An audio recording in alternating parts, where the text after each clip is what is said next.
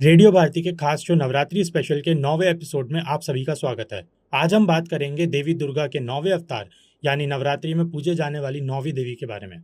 तो आइए शुरू करते हैं बिना किसी देरी के। माँ सिद्धिदात्री देवी दुर्गा का 9वां और अंतिम रूप है जो अलौकिक शक्तियों की दाता और आष्टमिक और भौतिक इच्छाओं की पूर्ति करती हैं।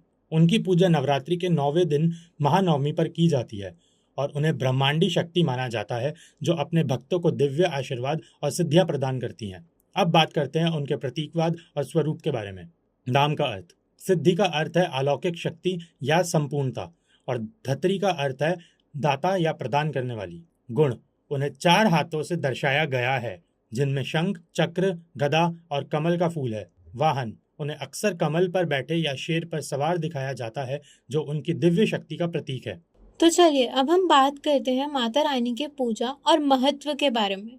सिद्धियों के दाता। उनकी प्राथमिक भूमिका 8 प्रकार की रहस्यमय शक्तियां प्रदान करती हैं जिनमें आनिमा, अत्यंत छोटा हो जाना और प्राप्ति, कहीं भी पहुंच जाना शामिल है। नवरात्रि का एक भाग। नव दुर्गा के अंतिम रूप के रूप में उनकी पूजा नवरात्रि के 9 दिन की रात्रियों का उत्सव संपन्न करती है।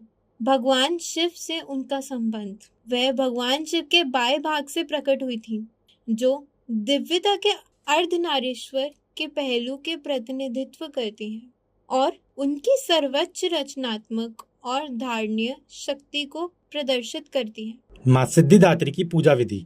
स्नान और शुद्धिकरण। प्रातःकाल स्नान करके स्वच्छ वस्त्र धारण करें और पूजा स्थल को शुद्ध करें। दीप प्रज्वलित करना। पूजा स्थल पर दीपक जलाएं और माँ के समक्ष रखें। धूप और नैवेद्य। माँ को धूप, गंध और सफेद मिठाई अर्पित करें। माँ का आवाहन। माँ सिद्धिदात्री का आवाहन सफेद पुष्प, अक्षत, कुमकुम, धूप और दीपक के साथ करें। भोग। माँ को खीर, दूध और सफेद मिठाई अर्पित करें। आरती। माँ की आरती करें और उनकी कृपा प्राप्त करने के लिए उनसे प्रार्थना करें। तो चलिए आगे बढ़ते हुए बात करते हैं माँ सिद्धिदात्री के मंत्र के बारे में। पहला, ओम सिद्धिदात्राय नमः।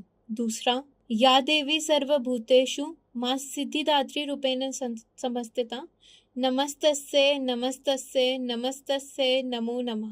चलिए अब हम बात करते हैं माँ सिद्धिदात्री के कथा के बारे में। माँ सिद्धिदात्री के कथा अनुसार महादेव ने उन्हीं की कृपा से सारी सिद्धियां प्राप्त की थी। उनकी पूजा करने से दिव्य मार्गदर्शन, सुरक्षा, सांसारिक महत्वाकांक्षाओं और आस्थमिक आकांक्षाओं की पूर्ति होती है जिससे भक्त चेतना से उच्च अवस्था तक पहुंचते हैं। दशहरा की शुरुआत। नवरात्रि के 9 दिनों के बाद दशहरा का त्योहार मनाया जाता है जो बुराई पर अच्छाई की जीत का प्रतीक है। इस दिन भगवान राम ने लंकाधिपति रावण का वध किया था और हम भी अपने अंदर की बुराई को हराकर अच्छाई की ओर बढ़ सकते हैं। माँ सिद्धिदात्री की पूजा और उनकी कृपा से हम अपने जीवन में सफलता, समृद्धि और शांति प्राप्त कर सकते हैं। उनकी पूजा करने से हम आष्टमिक और भौतिक इच्छाओं की पूर्ति कर सकते हैं और अपने जीवन को सफल बना सकते हैं। चलिए आज का एपिसोड यहीं समाप्त करते हैं। कल हम फिर से लौटेंगे और बात करेंगे दशहरा यानी बुराई पर अच्छाई की जीत के बारे में। तब तक के लिए बने रहिए रेडियो भारती के साथ।